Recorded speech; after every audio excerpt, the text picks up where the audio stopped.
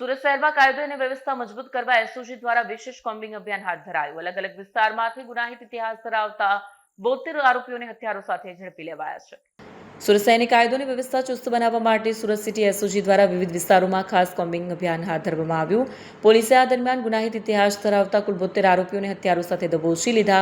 સૌથી ખાસ વાત એ છે કે લાંબા સમયથી ફરાર તડીપાર ઈસમને પણ પકડી પાડવામાં એસઓજીને સફળતા મળી છે। પોલીસ સૂત્રો અનુસાર અલગ અલગ વોર્ડ અને સંવેદનશીલ વિસ્તારોમાં એકસાથે આ કાર્યવાહી કરવામાં આવી। તમામ આરોપીઓ સામે કાયદેસરની પ્રક્રિયા શરૂ કરવામાં આવી છે। આ ઝુંબેશથી શહેરના ગુનેગારોમાં ફફડાટ ફેલાયો છે। પોલીસે નાગરિકોને વિશ્વાસ અપાવ્યો છે કે શહેરને ગુનામુક્ત બનાવવા માટે આવી કાર્યવાહી આગળ પણ ચાલુ રહેશે।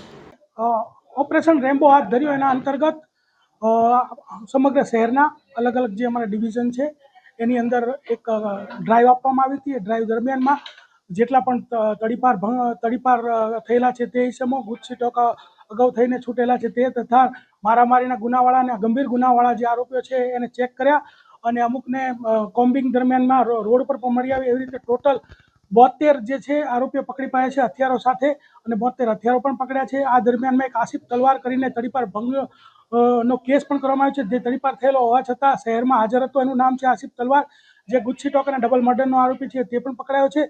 તદુપરાંત એક ડિંડોલીનો મારામારીનો ગુનો છે, જે સ્ટેબિંગનો ગુનો હતો, એનો આરોપી છે અરબાન આલમ ખાન પઠાણ, તે પણ પકડાયો છે અને આ રીતે જે છે કાર્યવાહી કરવામાં આવેલ છે। ગઈકાલે સાંજે હાથ ધરવામાં આવેલી હતી અને અમારા ડિવિઝનની જે અલગ અલગ ટીમો છે અને જે અમારા ત્રણેય પીઆઈઓ છે એને અલગ અલગ ટીમો બનાવી અને અમુક અમારા જે બાતમીદારો દ્વારા બાતમીઓ મળી હતી કે આની પાસે હથિયાર છે એને ચેક કરવામાં આવ્યા, અમુક રોડ પરથી મળી આવ્યા અને આ રીતે જે સમગ્ર કાર્યવાહી હાથ ધરીને 72 હથિયારો સાથે 72 ઈસમોને ઝડપી પાડવામાં આવે છે।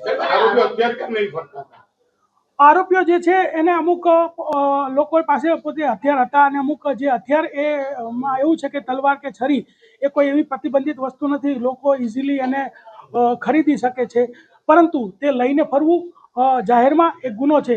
એટલા માટે આ રીતે જાહેરમાં આ લોકો ફરતા હોય, આ લોકો ઉપર હથિયાર ભંગનો જે કેસ છે દાખલ કરવામાં આવે।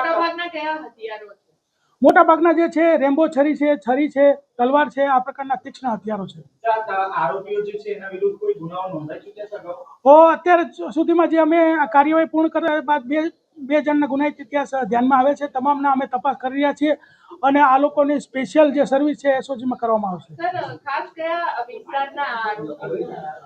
આરોપીઓ જે છે એ સમગ્ર એરિયાના છે, પણ સૌથી વધારે લિંબાયત, ચોક બજાર, અઠવા, ભેસ્તાન અને સલાબતપુરામાંથી વધારે પકડાયા છે। આરોપીઓ અત્યારે ક્યાંથી રહે એવું પૂછપરછમાં સામે આવ્યું છે? એ અત્યારે જે છે અમે આરોપીઓને પકડી અને જે છે એનું કાર્યવાહી પૂર્ણ કરી છે અને હવે એની તપાસ કરવામાં આવશે। સર, આજે હથિયારો પકડાયા છે, અમુક ગંભીર પ્રકારનો ગુનો કહેવાય કે સામાન્ય ગુનો કેટલા લઈ પડતા હોય? હથિયારો પકડાય છે એ ગુનો તો છે જ અને ગુનો જે છે એ હંમેશા ગુનો જ રહે છે, પરંતુ આ જ્યારે હથિયારોનો કોઈ ઉપયોગ બીજી રીતે કોઈ મારામારીમાં કે મર્ડરમાં કે એ રીતે થવાની શક્યતાઓ રહેલી છે ને એટલે જ આ કાર્યવાહી ચાલુ કરવામાં આવી છે અને આ કાર્યવાહી સતત ચાલુમાં રહેશે।